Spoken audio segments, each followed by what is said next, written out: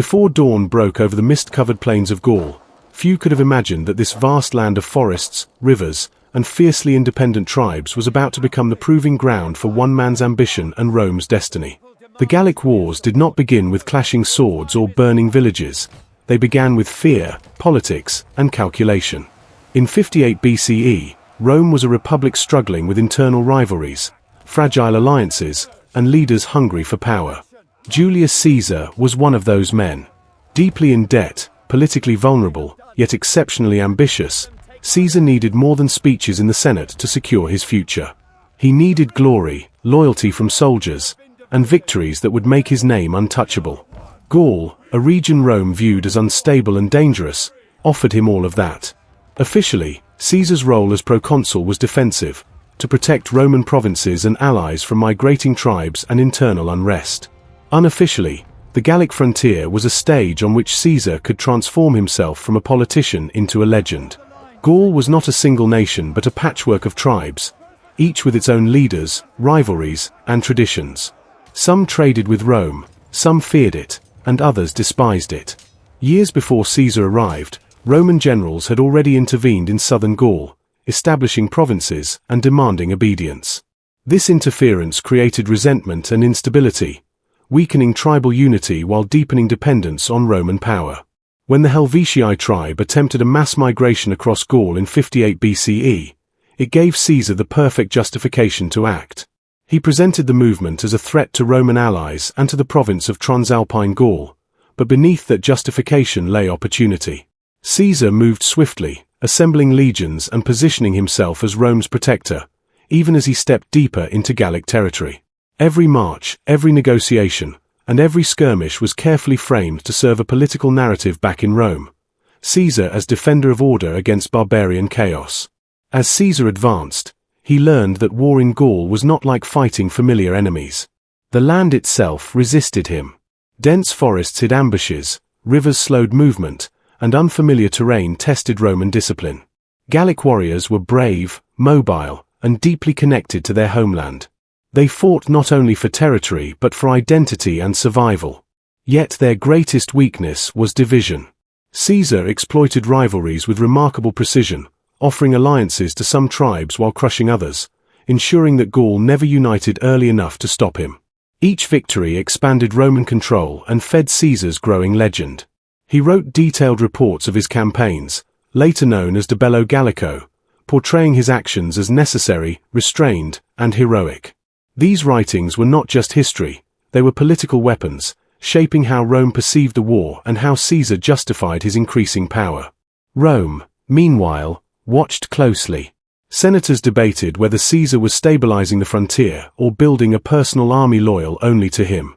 His soldiers adored him, not only because he shared their hardships, but because he rewarded loyalty with spoils, promotions, and recognition. Gold, captives, and land flowed back to Rome, quieting many critics. But the cost in Gaul was enormous. Villages were destroyed to send messages of dominance. Crops were burned to break resistance. Thousands were killed or enslaved, their suffering becoming the unspoken foundation of Roman expansion. Caesar rarely described these losses with emotion. To him, they were consequences of resistance, not tragedies. Yet beneath his calm words lay a brutal reality. Gaul was being reshaped through violence. By the early years of the campaign, it became clear that this war was no longer about border security. It was about control. Caesar crossed rivers no Roman army had dared to cross, built bridges with astonishing speed, and struck deep into territories thought unreachable. Each success increased the fear among Gallic leaders that Rome would never leave. Some attempted diplomacy, others rebellion, but hesitation often proved fatal. Caesar's response to resistance was swift and calculated, designed to discourage future uprisings. He wanted Gaul to understand that Rome's power was absolute. At the same time, his enemies in Rome grew uneasy. Every conquered tribe meant more loyal legions, more wealth, and more influence for a man who already stood apart from the Republic's fragile balance of power. The politics behind the Gallic Wars were therefore as intense as the fighting itself. Caesar needed continuous conflict to justify his command and delay his return to Rome, where rivals waited. Peace could have ended his authority. War extended it. Gaul became trapped in this political struggle, its fate tied to ambitions far beyond its forests and rivers. Tribal leaders began to realize that survival required unity, something they had never fully achieved before. Quiet conversations spread among chieftains, whispers of resistance growing louder with each Roman victory. Though Caesar dominated the early stages of the war, seeds of rebellion were being planted, nourished by loss, humiliation, and anger. The Gallic people were learning that surrender did not mean safety, and alliance did not guarantee freedom. As the first phase of the Gallic Wars unfolded, the stage was set for a far greater conflict than Caesar may have anticipated. Rome's legions marched confidently, banners flying, convinced of their superiority. Yet beneath that confidence, tension simmered. The land was not fully conquered, and the spirit of Gaul was not broken. Every burned village, every fallen warrior, and every broken treaty pushed the tribes closer to a united stand. Caesar had won battles, but the war itself was far from over. What began as a calculated campaign for political survival was slowly transforming into a struggle that would test Rome's limits and awaken a resistance powerful enough to challenge even Julius Caesar himself. As the war moved into its next phase, Julius Caesar understood that Gaul could no longer be controlled through isolated victories alone. The early campaigns had secured Roman dominance in key regions, but beneath the surface, resentment hardened into resolve. Tribes that once watched from a distance now studied Roman tactics carefully, learning how legions moved, how camps were built, and how supply lines could be broken. Caesar sensed the shift. His marches became more deliberate, his intelligence networks more active, and his punishments harsher. He needed to maintain fear as much as he needed to win battles, because fear was the glue holding Roman authority together in a land that did not want it. Each winter encampment, instead of bringing peace, became a breeding ground for rebellion, as Gallic leaders used the quiet months to forge alliances and prepare for coordinated resistance. The Roman method of warfare relied on discipline and predictability, but in Gaul, unpredictability ruled. Tribal warriors avoided open battle when possible, striking suddenly and vanishing into forests and hills. Supply convoys were attacked, messengers disappeared, and Roman patrols were ambushed. Caesar responded with relentless efficiency. He divided his legions to cover more territory, a risky move that showed both confidence and desperation. Speed became his greatest weapon. He marched through harsh weather, crossed frozen rivers, and appeared where enemies believed he could not be. These sudden arrivals shattered Gallic plans again and again, reinforcing the idea that Rome was unstoppable. Yet every Roman success came at a growing cost. Legions stretched thin, morale tested by endless marches, and the constant awareness that enemies surrounded them on all sides. The war grew increasingly brutal. Caesar adopted scorched earth tactics to starve rebellious tribes into submission. Fields were destroyed, livestock slaughtered, and entire populations displaced. These actions weakened resistance but also united the Gallic people in shared suffering. What once were separate tribal grievances began to merge into a collective memory of loss. Roman casualties, though smaller in number, were deeply felt. Veteran soldiers fell to ambushes, disease spread in damp camps, and exhaustion claimed lives as surely as enemy blades. Caesar recorded victories meticulously, but the daily grind of the campaign tested even his iron resolve. He knew that prolonged war could turn public opinion in Rome against him if results slowed or losses increased. Politically, Caesar was walking a narrow path. His enemies in the Senate accused him of provoking unnecessary violence and expanding the war beyond its original mandate. Supporters countered that Gaul would erupt in chaos without Roman control. Caesar fueled this narrative by presenting each rebellion as proof that Rome's presence was essential. In reality, the rebellion existed because of Rome's presence. This contradiction defined the middle years of the Gallic Wars. Caesar was both the solution and the cause, a conqueror forced to conquer more simply to hold what he had already taken. Each season demanded new victories to justify the previous ones, trapping both Rome and Gaul in a cycle of escalating conflict. The Gallic response evolved. Leaders began to understand that isolated uprisings were doomed to fail. Intelligence passed between tribes, messengers traveling at night through familiar terrain, carrying warnings and plans. They studied Roman weaknesses, learning that legions depended heavily on supplies and discipline. If those could be disrupted, even Rome could bleed. Small successes against Roman detachments boosted morale, proving that the invaders were not invincible. Caesar answered these challenges with overwhelming force, making examples of those who resisted most fiercely. Entire tribes were enslaved, their lands redistributed to those who remained loyal. These actions stabilized Roman control temporarily but deepened hatred permanently. The psychological war became as important as the physical one. Caesar carefully staged displays of power, parading captives and spoils, spreading stories of his victories far beyond the battlefield. Gallic warriors, in turn, used fear of Roman cruelty to rally their people. Parents warned children of Roman legions the way others spoke of monsters. Villages prepared escape routes and hidden food stores, knowing that survival might depend on vanishing at a moment's notice. The land of Gaul transformed into a battlefield without clear front lines, where danger could emerge from any forest or riverbank. Losses mounted on both sides. Tens of thousands of Gauls were killed or displaced during this phase of the war, entire communities erased from the map of history. Roman casualties, though far fewer, included experienced officers whose deaths weakened command structures. Caesar replaced them quickly, promoting loyal men who owed their rise directly to him. This strengthened his personal control over the army, making his legions more loyal to their general than to the Republic itself. Every promotion, every reward, tightened the bond between Caesar and his soldiers, while loosening the bond between the army and Rome. By the end of this stage, it was clear that the war had changed in nature. What began as a series of campaigns had become a prolonged occupation challenged by organized resistance. Gaul was no longer merely reacting, it was adapting. Caesar, for all his brilliance, could sense that a greater confrontation was approaching. The tribes were learning from defeat, and unity, once impossible, now seemed within reach. The ground was being prepared for a leader capable of turning scattered anger into a single, devastating force. As Roman legions continued their advance, unaware of how close Gaul was to finding its voice, the conflict moved toward a moment that would define both Caesar's legacy and the fate of an entire civilization. The turning point of the Gallic Wars emerged not from Roman strategy, but from Gallic unity, something Caesar had long worked to prevent. Out of years of bloodshed, displacement, and humiliation, a single figure rose who could speak for many tribes at once.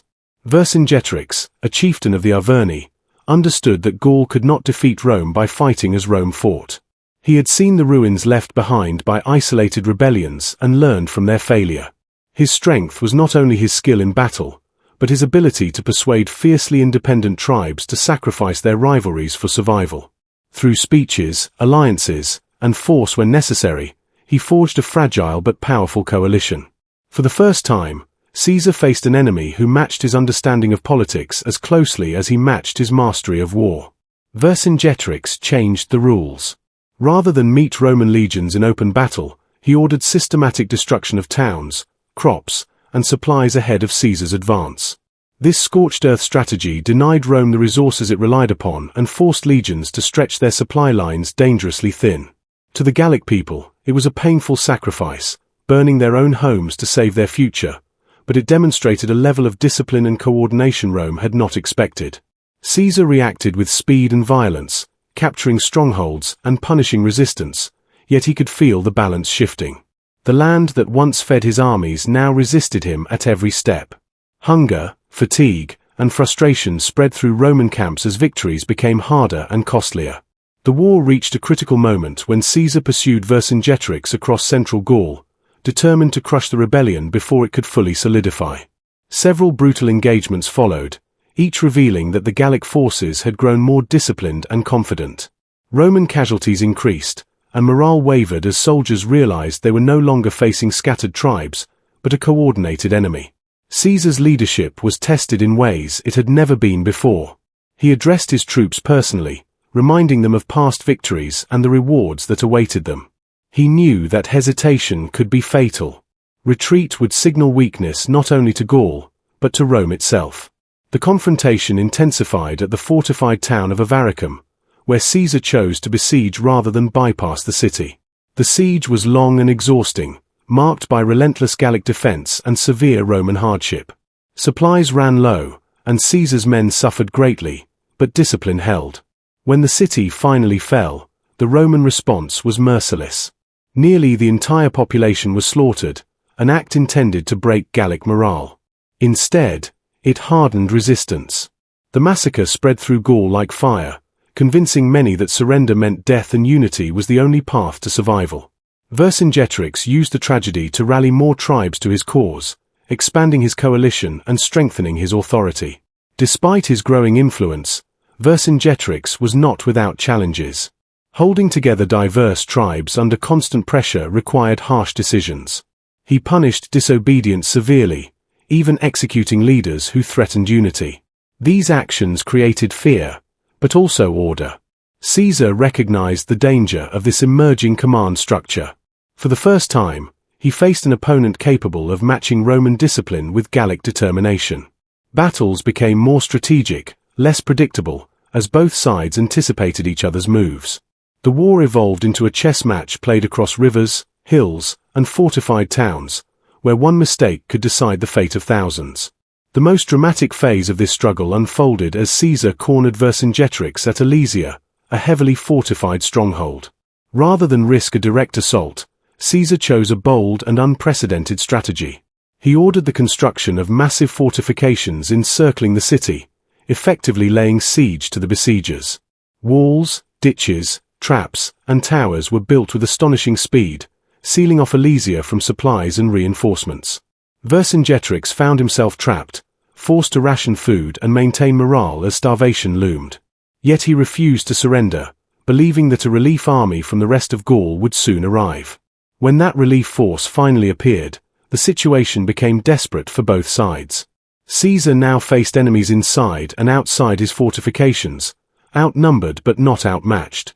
The fighting that followed was among the most intense of the entire Gallic Wars. Waves of Gallic warriors attacked Roman defenses day and night, seeking any weakness. Roman soldiers fought with relentless discipline, repairing walls under fire and counterattacking with precision. Losses were heavy on both sides, with thousands falling in brutal close combat. Caesar himself entered the fight at critical moments, rallying troops and reinforcing weak points, fully aware that defeat here would end not only the war, but his career. After days of relentless fighting, Roman discipline prevailed. The relief force was driven back, and Alesia remained sealed. Inside the city, starvation took its final toll. With no hope left, Vercingetorix made a decision that would echo through history. He surrendered himself to Caesar, laying down his arms to spare his people further suffering. The fall of Alesia marked the effective end of organized Gallic resistance. Gaul was broken, not only by Roman swords, but by the crushing weight of defeat. For Caesar, the victory was absolute, securing his legend and tightening his grip on power. For Gaul, it was the end of independence and the beginning of a new, Roman-dominated era, forged in blood, sacrifice, and irreversible loss. After the fall of Alesia and the surrender of Vercingetorix, the Gallic Wars entered a grim and unforgiving phase, one that history often treats as an afterthought but which proved decisive in shaping Gaul's future. Organized resistance had been crushed, yet the land was far from peaceful. Pockets of rebellion still flared across the countryside, driven by grief, hunger, and anger that could not simply vanish with one surrender. Caesar understood that victory on the battlefield did not automatically translate into control. His task now was to secure Roman dominance so completely that no tribe would ever again believe rebellion was possible. This final phase of the war was less dramatic than Alesia, but in many ways more ruthless, as it focused on elimination, punishment, and permanent transformation. Roman legions spread out across Gaul, hunting down remaining resistance with methodical efficiency. Fortified villages were stormed, and any hint of uprising was met with overwhelming force. Caesar's approach was calculated and cold. Mercy was offered selectively, used as a political tool rather than a moral choice. Tribes that submitted quickly were spared destruction and allowed limited autonomy under Roman oversight. Those that resisted faced annihilation. Entire communities were enslaved, their survivors sold across Roman markets, their lands redistributed or left desolate. Ancient sources suggest that hundreds of thousands of Gauls were killed or enslaved over the course of the war, a staggering human cost that reshaped the population of the region. These losses were not incidental, they were central to Rome's strategy of domination. Roman casualties continued as well, though they were rarely emphasized in Caesar's accounts. Years of continuous campaigning had taken a toll on even the most disciplined legions. Disease, exhaustion, and constant skirmishes claimed lives long after major battles had ended. Veterans who had marched with Caesar since the beginning now carried scars both visible and unseen. Yet their loyalty remained firm, strengthened by shared hardship and the belief that they were part of something historic. Caesar rewarded them generously, ensuring that their future prosperity was tied directly to his success. In doing so, he further blurred the line between service to Rome and service to himself. With Gaul effectively subdued, Caesar began reorganizing the territory to ensure long-term stability. Roman law, taxation, and administration replaced traditional tribal systems. Roads were constructed to allow rapid movement of troops and trade, binding Gaul to the Roman world both militarily and economically. Fortresses and garrisons dotted the landscape, constant reminders of Roman authority. Local elites who cooperated were absorbed into the Roman system, granted privileges in exchange for loyalty. This policy weakened traditional power structures and ensured that resistance, if it arose, would lack leadership and resources. Gaul was no longer merely occupied, it was being absorbed. Politically, the end of the Gallic Wars marked a turning point not just for Gaul, but for Rome itself. Caesar returned immense wealth, land, and prestige to the Republic, silencing many of his critics. However, his success created a new fear, that no one else in Rome could rival him. His legions were experienced, fiercely loyal, and accustomed to victory. The Senate, already divided, struggled to respond to a general who had effectively conquered an entire region and commanded an army that owed its identity to him. The very war that secured Rome's frontiers now threatened the Republic's internal balance. For the Gallic people, the aftermath was devastating. Traditional cultures were disrupted, languages suppressed, and spiritual practices challenged by Roman customs. While some regions adapted and eventually prospered under Roman rule, many never recovered from the destruction. Families were torn apart, ancestral lands lost, and generations grew up under foreign authority. Roman writers spoke of civilization and order, but for those who lived through the conquest, it was an age defined by loss. The memory of resistance, however, did not disappear. Stories of Vercingetorix and the Great Uprising were passed down quietly, becoming symbols of identity and defiance long after Roman legions had moved on. Caesar's own narrative of the war, preserved in De Bello Gallico, presented the conquest as necessary, restrained, and just. He portrayed himself as a reluctant warrior, forced into action by Gallic aggression. Modern historians recognize this as political storytelling, designed to secure support and justify his actions. The reality was far more complex and brutal. The Gallic Wars were not simply defensive campaigns, they were wars of expansion driven by ambition, fear, and opportunity. Caesar's genius lay not only in his military skill, but in his ability to control how history would remember him. As stability returned to Gaul under Roman rule, the scars of war remained etched into the land. Burned settlements were rebuilt in Roman style, battlefields returned to farmland, and roads replaced forest paths. To an outsider, it might have appeared that peace had been achieved. But this peace was enforced, maintained by the constant presence of Roman power. The Gallic Wars had ended, but their consequences were only beginning to unfold. They set the stage for Caesar's eventual confrontation with Rome itself, proving that the man who conquered Gaul had learned how to command armies, shape narratives, and bend history to his will. What remained was one final transformation, not of Gaul, but of Caesar's destiny, and the republic that had unleashed him upon the world. The legacy of the Gallic Wars did not end with the silence of the battlefield or the surrender of the last rebel stronghold. It continued to echo through Roman politics, Gallic memory, and the course of Western history itself. By 50 BCE, Gaul was firmly under Roman control, but the cost of that control was immeasurable. Entire regions had been emptied of their people, either killed in battle, starved during sieges, or sold into slavery. Ancient estimates suggest that close to 1 million Gauls may have lost their lives over the course of the campaigns, with another million enslaved, though exact numbers remain debated. What is beyond dispute is that the war permanently altered the demographic, cultural, and political landscape of Gaul. What had once been a mosaic of fiercely independent tribes was now a Roman province, its future tied to an empire that had conquered it through relentless force and calculated strategy. For Julius Caesar, The Gallic Wars were the foundation of his transformation from ambitious politician to dominant historical figure. The wealth extracted from Gaul paid his debts, financed his political allies, and allowed him to reward his soldiers lavishly. More importantly, the war gave him something no rival in Rome possessed, an army that trusted him absolutely. His soldiers had marched through frozen rivers, endured hunger, and survived ambushes under his command. They had watched him fight beside them, share their hardships, and lead them to victory against overwhelming odds. This loyalty was not to the Senate or the Republic, but to Caesar himself. Gaul had become the forge in which a personal army was created, and Rome would soon feel the consequences. Back in the Republic, fear replaced admiration. Senators who once celebrated Caesar's victories now questioned whether any man should hold such power. The traditions of Rome depended on balance, on limiting the authority of individuals to protect the state from tyranny. Caesar's success shattered that balance. The same skills that allowed him to defeat the Gallic tribes made him a threat to Rome's political order. The Gallic Wars had taught him how to move armies quickly, manage logistics across vast distances, and inspire unwavering loyalty. These were lessons he would soon apply not against foreign enemies, but against fellow Romans. For Gaul, Roman rule brought both stability and suppression. Roads, cities, and trade networks connected the region to the wider empire, creating economic growth in some areas. Over time, Roman culture blended with local traditions, producing a new Gallo-Roman identity. Yet this integration came at the cost of autonomy and memory.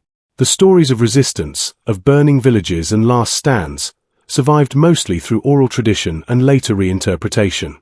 Vercingetorix, once a defeated enemy paraded in chains, would centuries later be remembered as a symbol of national resistance. His defeat did not erase his significance, it defined it.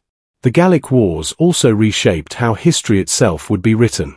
Caesar's De Bello Gallico became one of the most influential military accounts ever produced, studied for its clarity, strategy, and insight into leadership.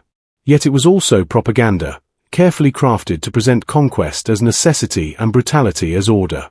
Through his own words, Caesar controlled how generations would understand the war. He minimized Roman losses, justified harsh punishments, and framed rebellion as irrational aggression. This ability to shape narrative was as powerful as any legion, reminding us that history is often written by those who survive and prevail. Looking back, the Gallic Wars stand as a warning as much as a triumph.